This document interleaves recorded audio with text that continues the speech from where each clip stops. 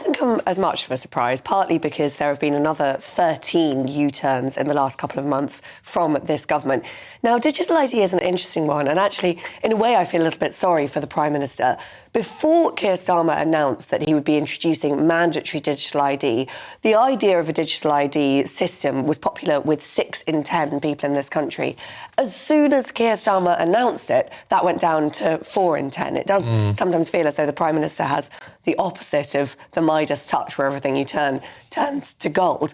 Now, we've got to be clear here. It's not that the Prime Minister is abandoning the scheme altogether. He's just getting rid of the mandatory element of it. So last year, what he said was, if you don't have a digital ID, you won't be able to work in the UK. It's as simple as that. And he was putting digital IDs at the heart of his crackdown on migration. Basically, he was saying that it's too easy for small boat migrants to slip into the black economy, and he wanted to have a digital ID there to make it so that you couldn't work without one.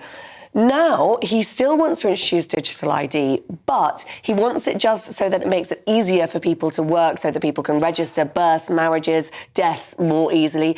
These were the sort of reasons why proponents of digital IDs liked the idea in the first place. And actually, when Keir Starmer put it at the heart of his migration policy, proponents were tearing their hair out. They were saying, no, this is a great idea, but you've ruined it because no one genuinely believes that it's going to make any difference to migration, as you hinted at there, Stephen.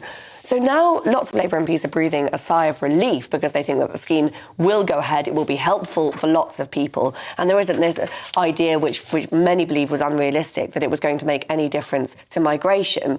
So it's probably a sensible move. Labour MPs are going to be happy about it. But yet another U-turn is just what the Labour government does not need. There have just been so many of them.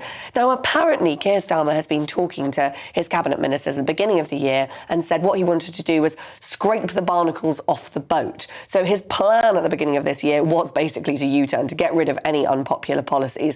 If that was the plan was to U-turn, then the plan is going well. But I'm not sure how well it's going down in the country. And of course, if you do keep U-turning, you run the risk that people will think that you're weak and expect you to U-turn on whatever hobby horse they have. So that's the issue for the Prime Minister.